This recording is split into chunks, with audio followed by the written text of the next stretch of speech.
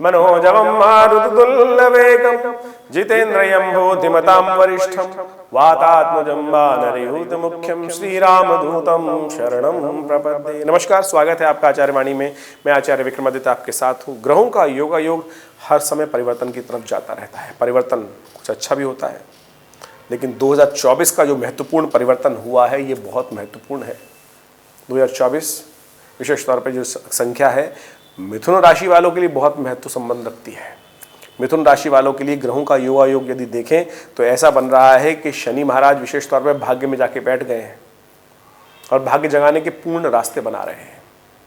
और ये जो साल है 2024, इसका संख्या आती है 8, ये भी शनि का नंबर है।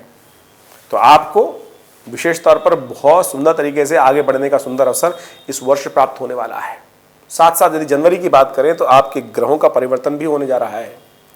बृहस्पति आपकी राशि के अनुसार से लाभ के स्थान में बैठे हैं और वो परिवर्तन का तरफ ऑलरेडी आ चुके हैं, लाभ के योग बना रहे हैं, मार्गी हो चुके हैं और आपके लिए नई सूचना लेके आ रहे हैं।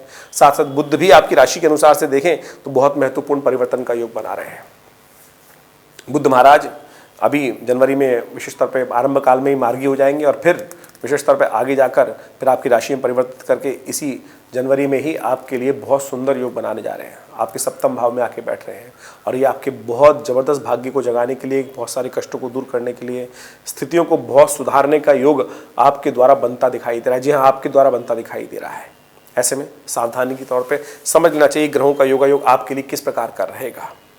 देखिए, जनवरी में यदि हम देखें तो पौष का महीना चल रहा है और पौष के महीने में ग्रहों का योगायोग दिखा रहा है। जो इन परिवर्तनों को आप कैसे लाभ ले सकते हैं उन सबको आपको सिलसिलेवार तरीके से समझ लेना चाहिए। 3 जनवरी को ग्रहों का योग जो है बुधवार का अवसर है, पौष का सप्तमी तिथि है, कृष्ण पक्ष की कन्या में चंद्रमा चल रहे हैं और ये आपके लिए बहुत सुंदर योग बना रहे हैं। लाभ की स्थिति उत्पन्न करेंगे, सुंदर तरीके से आगे बढ़ने का अवसर प्रदान करेंगे, लेकिन स्वास्थ्य का ध्यान रखते हुए आपको कार्य करने की जरूरत है। सर्वार्थ सिद्धि योग विद्यमान है इस दिन, जो 2:46 से आरंभ होगा नए कार्य करने के लिए। उसके बाद मुहूर्त अच्छा बनेगा, उसका लाभ आप लेके काम कर सकते हैं। भगवान को प्रसन्न करें, भगवान कृष्ण को माखन मिश्री का भोग लगाएं, शिव को बेलपत्र अर्पित करें, आपके कष्ट दूर होंगे और योग का पूर्ण लाभ मिलेगा। स्वास्थ्य का ध्यान रखने का प्रयास कीजिए। बात कर लेते हैं 4 जनवरी की। 4 जनवरी को ओवरऑल ग्रह आपके लिए अच्छे बने हुए हैं, आगे बढ़ने का मार्ग प्रशस्त होता दिखाई दे रहा है। सुंदर ग्रहों का योगायोग आपको आगे बढ़ने के सुंदर योग बनाएगा। तो ऐसे में उस दिन कालाष्टमी है और साथ साथ रुक्मणी अष्टमी है, तो भगवती माँ दुर्गा की आराधना, भगवती महालक्ष्मी की आराधना कर कर उनको प्रसन्न करें, हलवे का भोग लगाएं, सब शुभ योग बनेंगे। 5 जनवरी को ग्रहों का परिवर्तन का मेन योग बन रहा है। इसमें विशेष तौर पर चंद्रमाई परिवर्तन की तरफ जा रहे हैं, गज केसरी योग का निर्माण कर रहे हैं, आपके लिए बहुत लाभ के प्रशस्त कर रहे हैं। साथ साथ प्लूटो नाम का एक ग्रह है जिसको कहा जाता है यम, वो भी परिवर्तन का योग बना रहा है। वो अस्त हो रहा है, 1 महीने के लिए अस्त होगा। और प्लूटो का अस्त होना विशेष तौर पर कई बार प्रकृति में आपदाओं को उत्पन्न करता है, जीवन में असफलताओं को देता है, जीवन में कई प्रकार के कष्टों को भी देता है। संसार के दृष्टिकोण से तो प्लूटो का अस्त होना ये विशेष तौर पर योग बनाता है, वो कई प्रकार से आपत्ति देने के योग बनाता है, झगड़े कराने के योग बनाता है, युद्ध को और अग्रसित करने का प्रयास करता है। तो प्राकृतिक आपदाओं को तो योग देता ही देता है। और देखिए, पूरे विश्व में ऐसे में कई प्रकार के कष्ट भी होने के योग बन सकते हैं। प्लूटो का अस्त होना 1-2 दिन पहले ही भूकंप की सूचना भी देता है। भयानक भूकंप संसार में कई प्रकार के आने के योग बन सकते हैं। तो ऐसे में ध्यान रखते हुए, प्राकृतिक आपदाओं से ध्यान रखते हुए कार्य करने का प्रयास करना चाहिए। ओवरऑल ग्रहों का योग देखें तो आपके लिए शुक्रवार का दिन, 5 जनवरी का दिन विशेष तौर पर जो परिवर्तन बना रहा है, धन आगमन का योग सूचना दे रहा है। बृहस्पति बहुत सुंदर तरीके में जो योग बना रहे हैं। ऐसे में और उसको लाभ लेने के लिए, कष्टों को दूर करने के लिए गौ पूजन करें। सुबह सुबह गाय का पूजन करें, गाय को गुड़ खिलाएं, गाय को ज्वार खिलाएं। देखिए, कष्ट दूर होने के योग बनेंगे। 6 जनवरी को शनिवार का अवसर और साथ साथ दशमी तिथि विद्यमान है, सर्वार्थ सिद्धि योग भी विद्यमान है, साथ साथ भद्रा भी विद्यमान है। तो नोट कर लीजिए भद्रा और सर्वार्थ सिद्धि योग कब विद्यमान रहेंगे, क्योंकि सर्वार्थ सिद्धि योग में नया कार्य आरंभ कर सकते हैं, लेकिन भद्रा में नए कार्य करने से निषेध कहा गया है। शास्त्र के दृष्टिकोण से कहा जाता है कि भद्रा काल में यदि कोई नया कार्य आरंभ करेंगे, नया प्रोजेक्ट हाथ में लेंगे तो विघ्न उपस्थित होगा और फिर वो दोष भी लगेगा और कहीं ना कहीं कष्ट देने के योग बनाएगा, सफलता में बाधा उत्पन्न करेगा। तो ऐसे में इस दिन विशेष तौर पर ग्रहों का योग तो आपके लिए शुभ है, लेकिन जो पंचांग के दृष्टिकोण से है उसको समझ लें। तो 12 बजे से पहले नया कार्य आरंभ कीजिएगा, 12 बजे के बाद भद्रा का आगमन होगा तो उससे बचने का प्रयास कीजिएगा।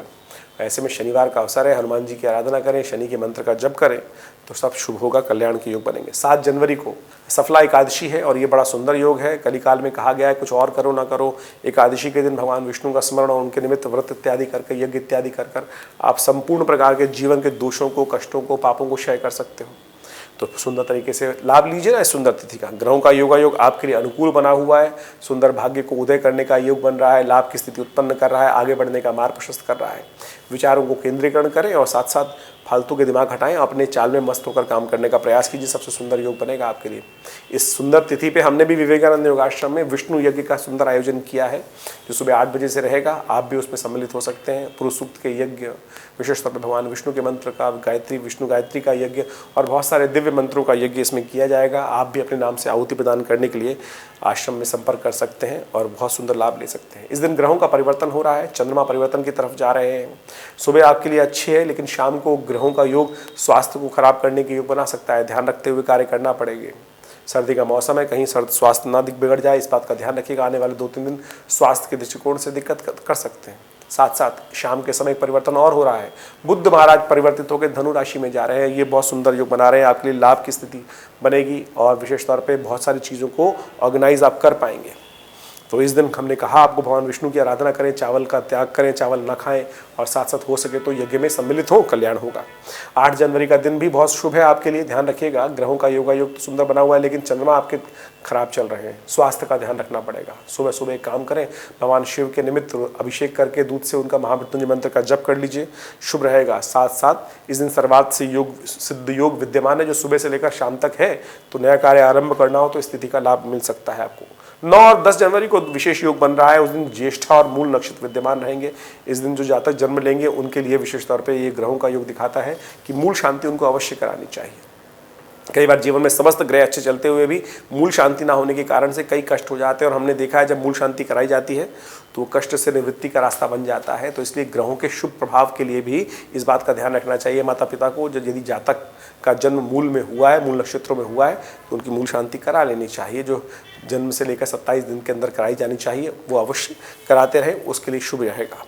और इस दिन 9 जनवरी की यदि बात करें तो ग्रहों का योगायोग आपके लिए बड़ा अनुकूल भाव उत्पन्न करेगा। इस दिन मंगलवार है और प्रदोष योग पड़ रहा है, और 2024 का पहला ये जो है मंगल जो है विशेष तौर पे ये भौम प्रदोष का योग बना रहा है। पहला प्रदोष जो है भौम प्रदोष का योग, और भौम प्रदोष जब पड़ जाता है, कहा जाता है कि जीवन के ऋण युक्त कष्ट, कई ऐसे कष्ट जिनका कोई रास्ता नहीं है निवृत्ति का, वो भी बन जाते हैं। और इस दिन विशेष तौर पे कहा जाता है कि भगवान यदि आप ऋण मोचन स्तोत्र का पाठ कर लें, प्रदोष के समय भगवान विष्णु शंकर का रुद्राभिषेक करें, उन सबसे निवृत्ति के योग बनते हैं। और साथ साथ एक और भी बड़ी सुंदर स्थिति है।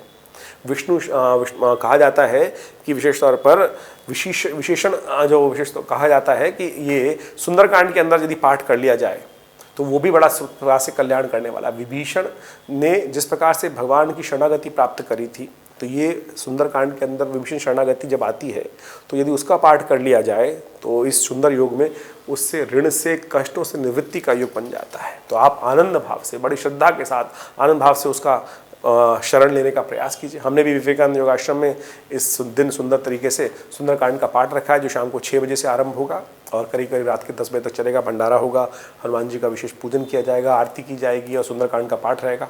आप भी इसमें सम्मिलित हो सकते हैं। अपने नाम को आरक्षित कराने के लिए फ़ोन पर संपर्क साध कर अपने स्थान को आरक्षित कर सकते हैं। 10 जनवरी को भी विशेष तौर पर बुधवार का अवसर है और ग्रहों का योगायोग आपके लिए सुंदर योग बना रहा है, गज केसरी योग बना रहा है, लाभ की स्थिति देगा।